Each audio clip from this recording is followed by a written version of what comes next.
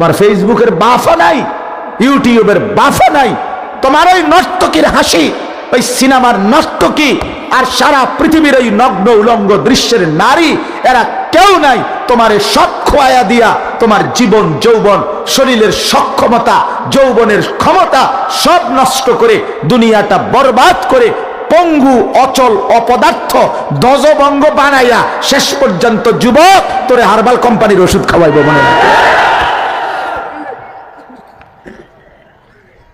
Herbal কোম্পানির ওষুধ চেনেন না? ওই যে লাল পোস্টার দেখেন না, যেন দিয়ে লাগায় 30টা করে লাগাইবে এক লোক, এবং সবটি লাল পোস্টার, মানে রেড অ্যালার্ট। আসো যুবক, যারা নষ্ট হয়ে গেছে আয়ো, আমরা ঠিক করে দিলাম। আসো, আস্তাগফিরুল্লাহ, আস্তাগফিরুল্লাহ। আমি খোলামেলা বললাম,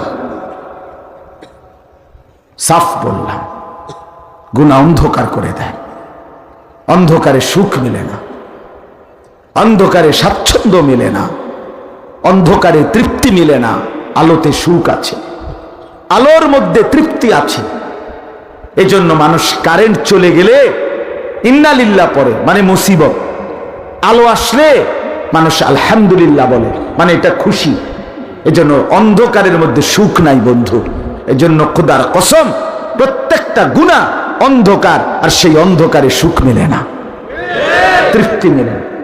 আমার এই ছোট্ট জীবনে আমি অসংখ্য যুবকের সাথে কথা বলছি, অসংখ্য অসংখ্য অসংখ্য যুবকের চিঠি কাগজের লেখা কত কথা আমার পকেটে সব সময় কাগজ আছে, সব সময়।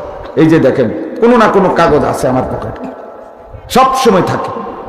আমি অনেক নওজোয়ানের অনেক কাগজের লেখা অনেক কিছু পড়ি, মানে লিখে দেয় আর বিভিন্ন কিছু জানায়, হালাত, দোয়া চায়, ব্যক্তিগত অবস্থা, এটা কাউরে বলে না, হয়তো দোয়ার আশায় হয়তো অনেকে বলে। আমার বন্ধু সুখে নাই, নারীতে আসক্ত যুবক সুখে নাই, জুয়ায় আসক্ত যুবক সুখে নাই। অশ্লীল ছবি দেখে নিজের হাতকে যারা নষ্ট করলো, নিজের লজ্জাস্থানকে যারা নষ্ট করলো, খোদার কসম দুনিয়ার সুখ উঠে যাবে, আখিরাতের সুখ উঠে যাবে। ইন্নাল্লাযীনা ইউহিব্বুনা আন তাশিআল ফাহিশাতু ফিল্লাযীনা আমানু, আল্লাহ বলছেন নিশ্চয়ই যারা মুসলমানদের সমাজে, ইমানদারদের পরিবেশে, মুসলিম জনগোষ্ঠীর মাঝে যারা অশ্লীলতা বেহায়াপনা ছড়িয়ে দিচ্ছে, প্রসার করছে, খোদার কসম আল্লাহর কোরআনে আল্লাহ বলেন সূরা নূরের, লাহুম আযাবুন আলীমুন, তাদের জন্য রয়েছে ভয়ানক আযাব। কোথায়? আল্লাহ কোরআনে বলছে ফিদ দুনিয়া ওয়াল আখিরা, দুনিয়াতেও আখিরাতেও। কিন্তু এবং আল্লাহ বলেন ওয়াল্লাহু ইয়ালামু, কাকে কিভাবে আযাব দিচ্ছে আল্লাহই জানে, ওয়া আনতুম লা তা'লামুন, কিন্তু তোমরা সবাই জানো না। একাকিত্বের কত জনের চোখের পানি তুমি টের পাও না, তুমি জানো না, তুমি জানো না। নর্তকীর হাসি হাসি না, ফরমালিন। কি ফরমালিন? নর্তকীর হাসি, বেহায়া বেপর্দা বেশরম নারীর হাসি, ওইটা খোদার কসম হাসি না। তুমি ল্যাবে পাঠাও, রিপোর্টে ফরমালিন আসবে, ফরমালিন। ধোঁকা, ধোঁকা, ধোঁকা দিচ্ছে তোমাকে, প্রতারিত করছে। আল্লাহ আমার নওজোয়ানদেরকে মাফ করে দেন। যুবক ভাই, ফিরতেই হবে, ভাই বুঝে। এখন আর নাই তো, চিরেই সব হারিয়ে অল্প সময়। আল্লাহ তাআলা আমাদেরকে বিবেক দান করেন। তো বলতেছিলাম, আল্লাহর নবী সাল্লাল্লাহু আলাইহি ওয়াসাল্লাম বলেন, যখন রমজান আসে জান্নাতের দুয়ার খুলে যায়, রহমতের দুয়ার খুলে যায়। গুল্লিকাত আবওয়াবুন নার, জাহান্নামের সমস্ত দরজা বন্ধ করে দেয়া হয়। আসুলসিলাতিশ শায়াতিন, শয়তান, সমস্ত শয়তানকে শেকলে আবদ্ধ করা হয়। তাইলে আল্লাহর নবী সাল্লাল্লাহু আলাইহি ওয়াসাল্লাম এত বড় মর্যাদার কথা শুনাইলেন, আল্লাহ তাআলা এত বড় মর্যাদার কথা শুনাইলেন, তাহলে আল্লাহ এবং তার রাসূল কোরআন এবং সুন্নাহর মধ্যে রমজানের এত এত মর্যাদা, এত এত বৈশিষ্ট্য বললেন, শুধুই কেবল এই সাদা মাঠা ভোর রাত্রে ভাত খাবেন আর সন্ধ্যাবেলায় ইফতার করবেন, শুধুই এটুকুর জন্য না। এই কথাটাই বুঝাইতে চাইলাম, অনেক গুরুত্ববহ। কিন্তু মূল প্রথম কথা হলো কি, আমি যে কথা দিয়ে শুরু করছি, যে মূলত হলো দেখার বিষয় হলো দিলের মধ্যে কি। যার দিলে আখেরাত তার রমজান একরকম, যার দিলে দুনিয়া তার রমজান কি আরেক রকম। যে নারীর দিলে দুনিয়া, সে যদিও ভোর রাত্রে ভাত খাইছে, সন্ধ্যায় ইফতার করবে, কিন্তু তার কলিজার ভিতরে যেহেতু দুনিয়া, এজন্য তার রমজান হলো ঈদের একদিনের প্রস্তুতির জন্য 30 দিন। তার ফিকির হলো এই 30 দিনকে দেওয়াই হয়েছে ওই ঈদের একদিনের জুতা, শাড়ি, ব্লাউজ, গহনা, অলংকার এবং অন্যান্য আত্মীয় স্বজনের সবার কাপড় চোপড়। ওই উত্তর ঘরের ভাবি জুতা কিনবো, ভাবি কত যাবেন? হ্যাঁ মা যাবেন, মানে আপনি আমার না লিয়ে যাবেন, এটা কথা নি করে দৌড়ে যে এত বছর আমরা এক লগে যাই। হ্যাঁ চলে। এরপরে আইতে না আইতে দহিনের ঘরের ভাবি কইছে, ভাবি আমি তো মোজা কিনলাম, বলে জুতা কিনছি কালিকা, আপনি করতে যাইবেন না? অবশ্যই, আমি তো আসি আপনার লগে যাওয়ার লাগে। এই বেটির জিন্দিগির এই 30টা দিন, আহা রমজানের এক বরকতময়। রব্বে করিম যখন ডাকছে, বান্দা আমি রহমত খুলে বসছি, মাগফিরাত খুলে বসছি রে, আমি জাহান্নাম থেকে মুক্তি দেব, আমার সব দুয়ার খোলা, বান্দা আয় না। এক নাফরমান বেহায়া বেপর্দা বোর নারী বাজারে আর মার্কেটে ঘুরে ঘুরে ঈদের দিনের কাপড় চোপড় কেনার প্রস্তুতি নিতে গিয়ে আল্লাহকে বৃদ্ধাঙ্গুলি দেখায়, এই মাওলা তোমার রহমত নিয়ে তুমি পড়ে থাকো, আমার দরকার জুতা, আমারে ফেরেশতা যেন জুতা দিয়া বাইরায়, এই জন্য আমি জুতা কিনতে চাইতেছি।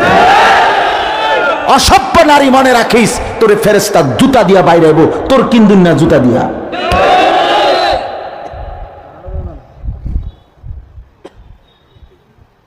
আশ্চর্য, এতটা খামখেয়ালির জন্য আল্লাহ তাআলা মাহে রমজান দেন নাই মাফ। ইয়া আইয়ুহাল্লাযীনা আমানু কুতিবা আলাইকুমুস সিয়ামু কামা কুতিবা আলাল্লাযীনা মিন ক্বাবলিকুম লাআল্লাকুম তাত্তাকুন।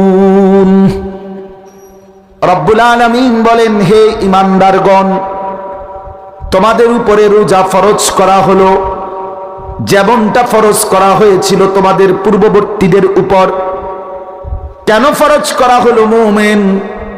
আমি রব্বুল আলামিন তোমাকে ক্ষুধার কষ্ট দেওয়ার জন্য না। তুমি বান্দা ক্ষুধায় কষ্ট পাবে, আমি মাওলা এতটা অক্ষম দুর্বল না। আমি তো 24 ঘন্টা মৃত্যু পর্যন্ত রিজিক দিতে সক্ষম কিনা? লা নাসআলুকা রিজকা নাহনু নারযুকুক। আল্লাহ বলে, বান্দা রিজিকের জন্য আমি কারো সহযোগিতা চাই না, আমি রব্বুল আলামিন একাই সকলকে রিজিক দেব। আল্লাহর ভান্ডারে অভাব কি কোনদিন আছে কি? ওমা মিন দাব্বাতিন ফিল আরদি ইল্লা আলাল্লাহি রিজকুহা। রব্বুল আলামিন বলে, বান্দা কায়নাতের মধ্যে যত কিছু বিচরণ করছে, সমস্ত বিচরণশীল প্রাণী, আমার সৃষ্টি প্রত্যেকটা বস্তু, প্রত্যেকটা প্রাণীর রিজিকের জিম্মাদারি আমি আল্লাহ একাই আমার কাঁধে তুলে নিলাম।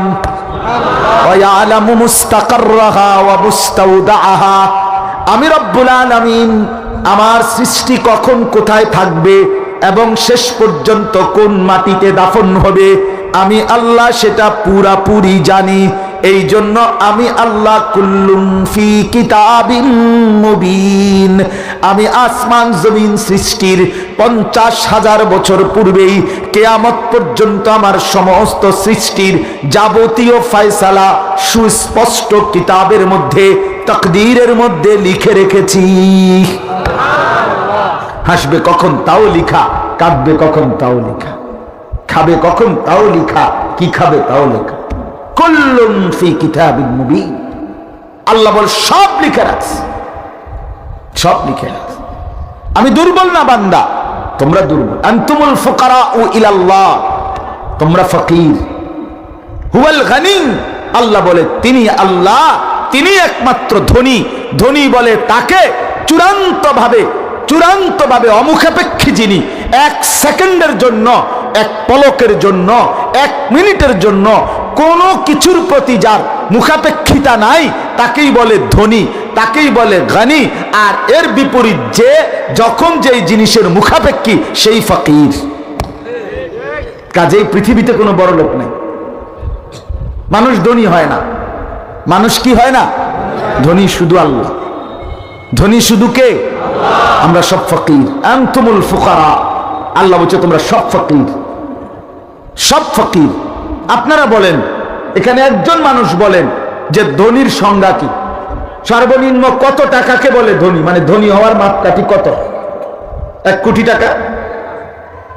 বলেন ভাই, যারা SSC pass, inter pass, honours পড়েন, আপনারা আপনাদের কোনো বই থেকে, যারা আপনার ব্যবসায় শিক্ষা পড়েন অথবা যারা অন্যান্য বইপত্র পড়ছেন, বলেন কোন বইতে এটা লেখছে ধনীর সংজ্ঞা? কত টাকা হলে ধনী বলে? বিল্ডিং কয় তালা হইলে তারে বড় লোক কয়? 4 তালা, 2 তালা? তো তাইলে ধনীর কোনো সংজ্ঞা নেই। সম্পত্তিটা আপেক্ষিক। আপনার 4 তালা, তো নিচতলাওয়ালা আনা মনে করে আপনি ধনী, কিন্তু যার বাড়ি 20 তালা এত তো আপনার গণা তো ধরে না। আমি কি বেটা ফালতু মাতবুরি করিস বেটা, কথা বলেন না কেন? আপনি গাড়ি চলেন, আপনার গাড়িটার দাম যদি হয় 10 লাখ টাকা, তো যার গাড়ি 1 কোটি টাকা, তো আপনি এটা প্লাস্টিক কয়। বাস ওলাই তো কয় প্রাইভেট কারের প্লাস্টিক। বাসের যে হেল্পার দরজার লগে যাইতে দাঁড়ায় থাকে কন্ট্রাক্টর, তে তো ড্রাইভারের কয় ওস্তাদ বামে প্লাস্টিক। আরে কিরে ডাকায় তুই কি কর? ঢাকা শহরে তো ওস্তাদ বামে প্লাস্টিক, বামে বলে প্লাস্টিক বলে।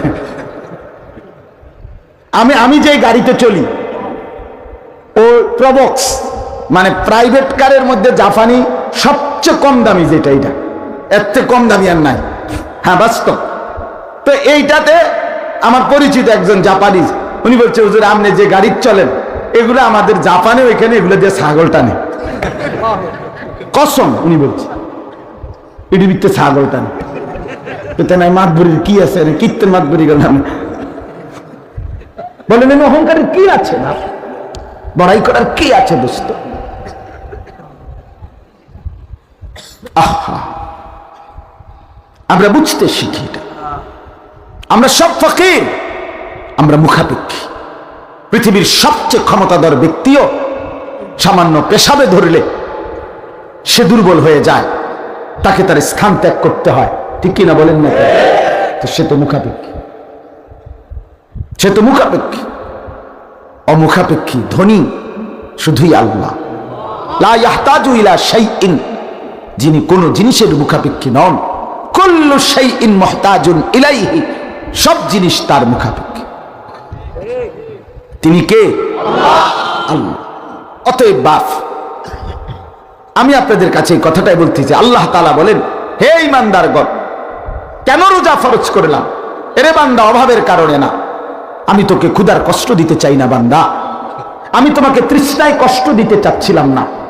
তোমার বৈধ স্ত্রী, হালাল স্ত্রী, এটা ভিন নারী না, এটা ফালতু মহিলা না, এটা তোমার পবিত্র স্ত্রী। সেই হালাল স্ত্রী তো আমি দিছি।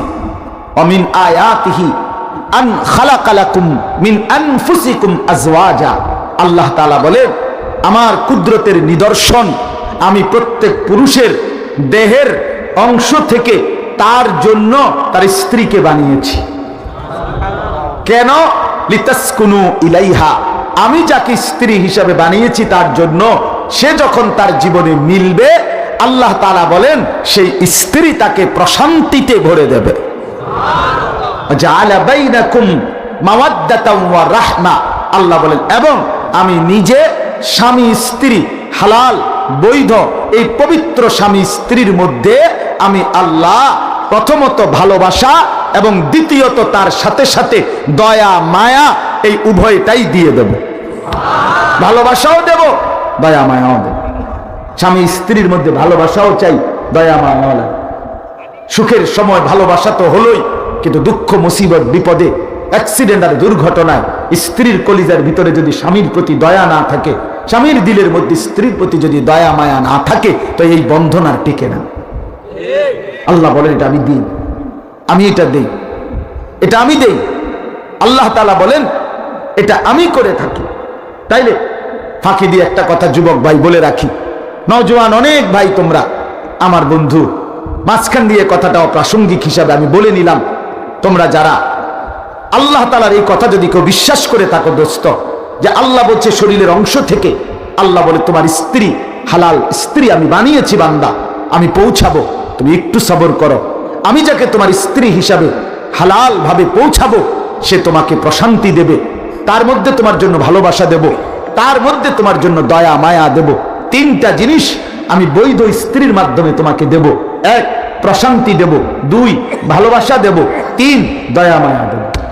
সুবহানাল্লাহ। কিন্তু তুমি বান্দা নিজের থেকে যেই চরিত্রহীনাকে, যেই রাস্তার বখাটে অথবা বেহায়া বেপর্দা, যে বিবাহ বহির্ভূত কোন প্রেম করে, সম্পর্ক করে, তোমার সাথে ঘুরতে বের হয়, তোমার সাথে আলাপন করে রাত গভীরে কিংবা দিনের আলোকে, এমন একটা নষ্টা ভ্রষ্টা, এমন একটা অসভ্যা দুশ্চরিত্রা নারীকে, মেয়েকে অবৈধ প্রেমের ফসল হিসাবে তুমি গ্রহণ করো না, কষ্ট পাইবা, কষ্ট পাইবা, কষ্ট পাইবা।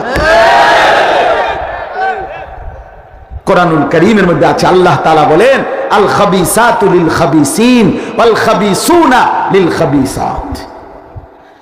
সূরা নূরের আয়াত। আল্লাহ তাআলা বলেন যেই পুরুষ, যেই ছেলের চরিত্র নষ্ট, নারীর ছবি, নারীর নাচ, নারীর গান, নারীর দৃশ্য, নারীর প্রেম, নারীর অবৈধ ভালোবাসা নিয়ে ব্যস্ত, সে দুশ্চরিত্র। দুই নাম্বার, যেই মেয়ে দুশ্চরিত্রা, নিজের ইজ্জত, নিজের সতীত্ব, নিজের পর্দা, নিজের হায়া, নিজের সম্ভ্রমের মর্যাদা যার মধ্যে নাই, ওই মেয়েটা, ওই নারীটা দুশ্চরিত্রা। আল্লাহ বলে তাদের দুইটা অভিশাপ।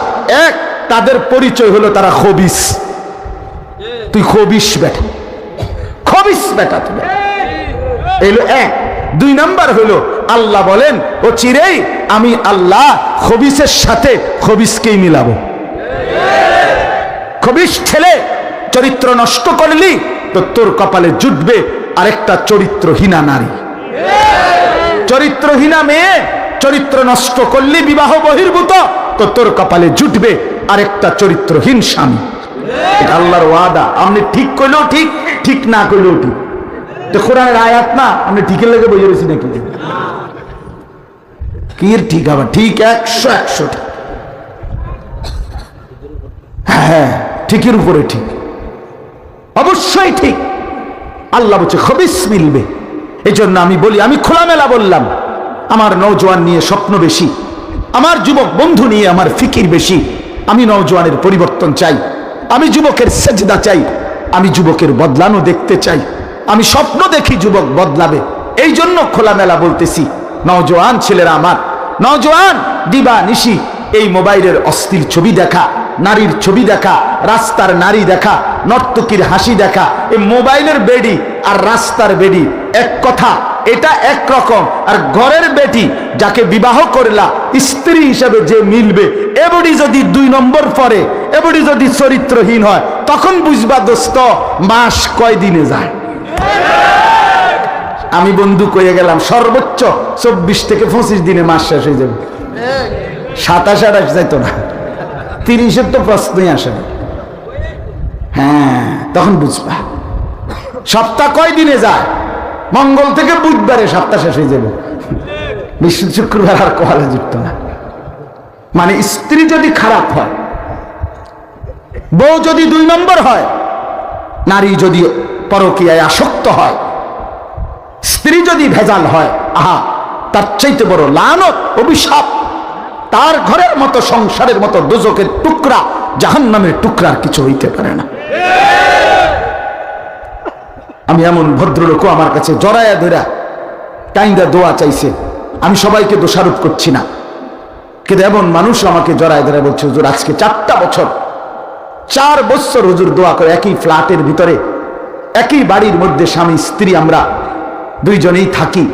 পৃথিবীবাসী জানে আমরা স্বামী স্ত্রী একসাথে একই গাড়িতে করে অফিসে যাই, একই গাড়িতে করে অফিস থেকে ফিরি, বাইরে মানুষের সামনে হাসি, একসাথে হাতেও ধরি, কিন্তু ঘর পর্যন্ত দরজা আসার পরে আজ 4 বছর সম্পূর্ণ পৃথক সেপারেট থাকি, কিন্তু লজ্জায় অপমানে কাউকে বলতেও পারি না, কিছু করতেও পারি।